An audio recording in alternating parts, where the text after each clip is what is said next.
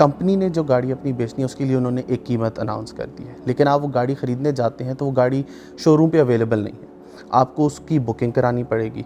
उस बुकिंग में आपको एक पार्शियल पेमेंट करनी पड़ेगी, जिसके तहत कंपनी की वो डीलरशिप आपको बताएगी कि आपको जो गाड़ी मिलेगी वो इतने अरसे बाद मिलेगी। बाकी दुनिया में आप जाते हैं गाड़ी ले आते हैं, यहाँ आप जाते हैं, आप कहते हैं कि भाई गाड़ी लेनी है, वो कहता है अच्छा पैसे डिपॉजिट करो पूरे। आप पैसे डिपॉजिट करते हैं, 6 महीने आपको इंतज़ार करवाते हैं, फिर गाड़ी की कीमत भी बढ़ा देते हैं। कंपनी ऑपरेटेड डीलरशिप्स के पास जाते हो तो वो आपको कहते हैं कि गाड़ी पहली दफ़ा वो आपको कहते हैं आप फुल पेमेंट कर दें, गाड़ी 1 महीने में आ जाएगी। आप जो पेपर साइन करने जाते हैं तो आपको कहते हैं मैडम गाड़ी में थोड़ा सा डिले है, शायद 3 से 4 महीने लग जाएं। और जब आप थोड़ा सा होमवर्क करो तो आपको पता चलता है कि लोग पिछले 1 साल से 1.5 साल से फुल पेमेंट्स करने के बावजूद वेट कर रहे हैं कि उनको उनकी गाड़ियाँ मिलें।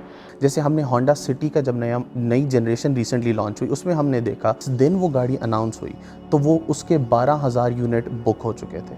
तो क्या वो 12,000 के 12,000 यूनिट उन लोगों ने बुक किए थे जिन्होंने वो गाड़ी रख के चलानी थी? मेरा नहीं ख्याल। हो सकता है उसमें कुछ लोग ऐसे भी हों, लेकिन ये 12,000 में से ज़्यादातर बुकिंग उन्हीं की थी जिनका मकसद यही था कि वो इस पे ओन कमाएं। अभी क्या कर रहे हैं लोग कि इवन न्यू गाड़ी तो वो बुकिंग करवा लेते हैं और उनको मालूम है कि यार अगर इसने मुझे डीलरशिप ने 2 महीने दे दिए, 3 महीने दे दिए तो हर महीने तो प्राइस बढ़नी है। मैं यही गाड़ी जो है ना परचेज़ करके पुरानी इनवाइस पे करूँगा और जो नेक्स्ट प्राइस आएगी उस पर सेल कर दूँगा। जब रैशनिंग होती तो पैसे ज़्यादा मिलते, तो ऑन जो है ऑन एक ब्लैक मार्केट का रेट है। जब गाड़ी नहीं मिलती तो ब्लैक मार्केट पे गाड़ी लेते हैं आप। कंपनी की तरफ से बुकिंग के टाइम पे जो प्राइस होती है वो फाइनल प्राइस कंसिडर नहीं होती, बल्कि जब गाड़ी डिलीवर होगी उस वक्त जो प्राइस चल रही है।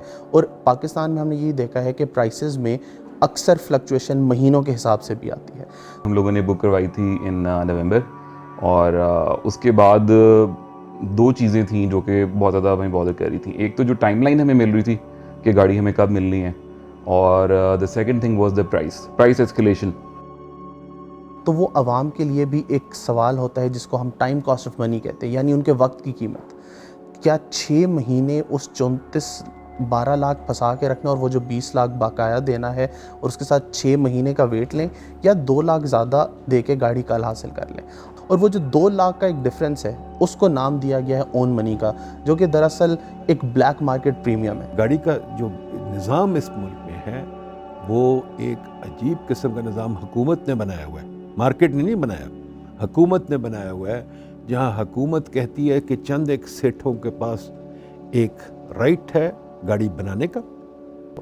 कुछ अर्सा पहले हमने एक स्टडी की कि जहां हम पोटेंशियल बायर बन के 7 मुख्तलिफ कंपनीज़ की डीलरशिप्स पे गए, या हमने उनको फ़ोन के ज़रिए कांटेक्ट किया सिर्फ ये चेक करने के लिए कि कौन सी गाड़ियां हैं जो कि रेडीली शोरूम पे अवेलेबल हैं, या उनकी कुछ छोटे से टाइम पीरियड में डिलीवरी हो सकती है, और कौन सी ऐसी गाड़ियां हैं जिन पे जो ओन पे अवेलेबल हैं, लेकिन अगर आप उनको बुक कराया जाए तो वो काफ़ी लंबा वेटिंग टाइम है।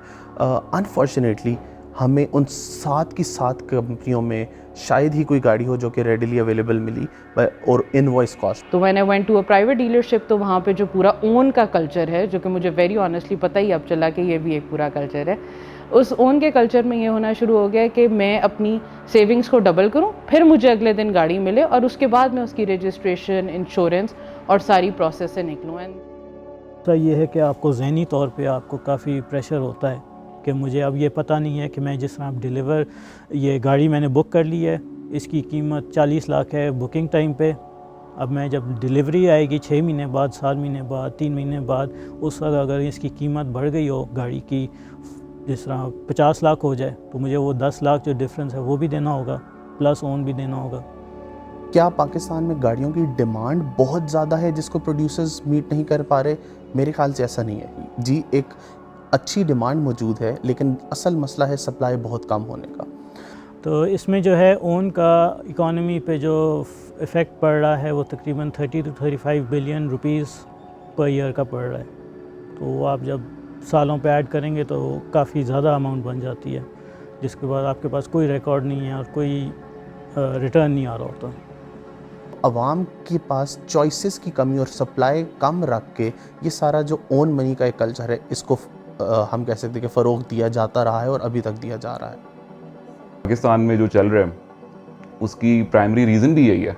ये जो मोनोपोली है, ये जो एक तरह से एक्सप्लॉयटेशन है पब्लिक की, वो इसीलिए है क्योंकि हमारे पास कोई अल्टरनेट नहीं है। हमारी गाड़ियों में वो सेफ्टी फीचर्स नहीं है दुनिया की गाड़ियों में, क्योंकि आपने उनको मोनोपोली दे दी। मोनोपोली का मतलब ये है, जब मैं आपको एक ठेके का निज़ाम दे दूं कि जहां आप सब कुछ अकेली बनाएंगे और कोई नहीं, तो फिर आपको क्या ज़रूरत है क्वालिटी इंप्रूव करने की। हमने अपनी जो लोकल इंडस्ट्री है उसको बहुत ज़्यादा नाजायज़ फैसिलिटेशन दी हुई है हाई इंपोर्ट टैरिफ्स के ज़रिए। सबसे इम्पोर्टेंट सब्सिडी ये है ऑटोमोबाइल के लिए कि आपने चंद लोगों को कहा है कि तुम्हारी मोनोपोली यहाँ है। तुम्हारा अब थोड़ी सी चीनी गाड़ियाँ आ रही हैं, पर पिछले 50 साल से आपके पास सिर्फ टोयोटा, सुजुकी, होंडा थी। ऑटो डेवलपमेंट पॉलिसी 2016 के बाद जब ब्राउनफील्ड और ग्रीनफील्ड स्टेटस मुख्तलिफ ऑटो इंडस्ट्रीज़ को दिया गया, तो उसके बाद हमारे पास मज़ीद जिसे कह सकते हैं कि ऑटो इंडस्ट्री में मज़ीद OEMs आए, लेकिन हमारी टोटल मैन्युफैक्चरिंग जो है वो 2 लाख से 2.5 लाख के दरमियान ही है।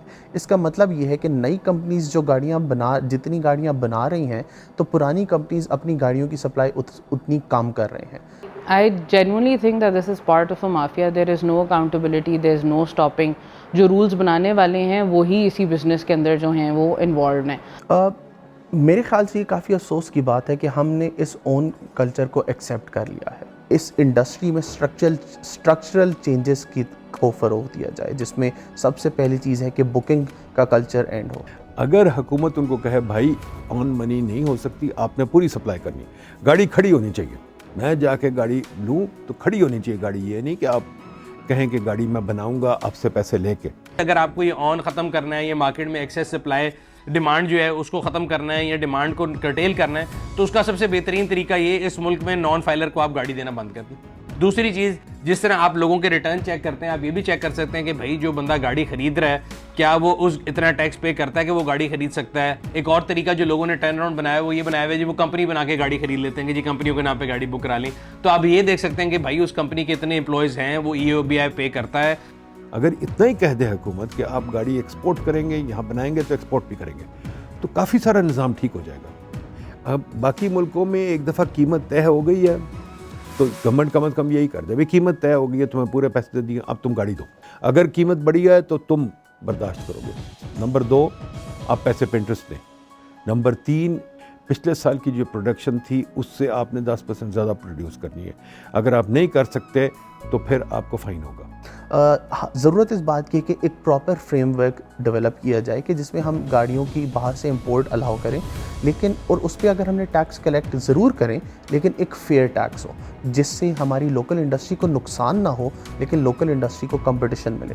और जब तक हमारी लोकल इंडस्ट्री अपनी कैपेसिटी इतनी नहीं बढ़ा देती जितनी की डिमांड है, तो तब तक उसको एक अच्छा कंपटीशन भी मिलेगा और साथ ही साथ जो लोकल कंज्यूमर है उसके पास कॉस्ट जो ऑप्शंस है वो भी ज़्यादा होंगी। सिर्फ आ जाती है नीयत की बात, सिर्फ आ जाती है कि क्या हम वो चेंज करना चाहते हैं या नहीं। अगर चाहें तो हमारे पास तरीक़ाकार मौजूद है, टाइम टेस्टेड तरीक़ाकार है, और वो हमारे लोकल मार्केट के और लोकल इंडस्ट्री के में भी वो चीज़ें टेस्टेड हैं। सिर्फ हमें उसको इम्प्लीमेंट करना है और हमें ये इंश्योर करना है कि वो सही से फॉलो हो, ताकि ये ओन मनी जो है ये ख़त्म हो, इनवॉइस कॉस्ट पे गाड़ियाँ बिकें और आवाम में इसका फ़ायदा हो, ये इंडस्ट्री भी मज़ीद एक्सपैंड कर सकेगी उसके ज़रिए।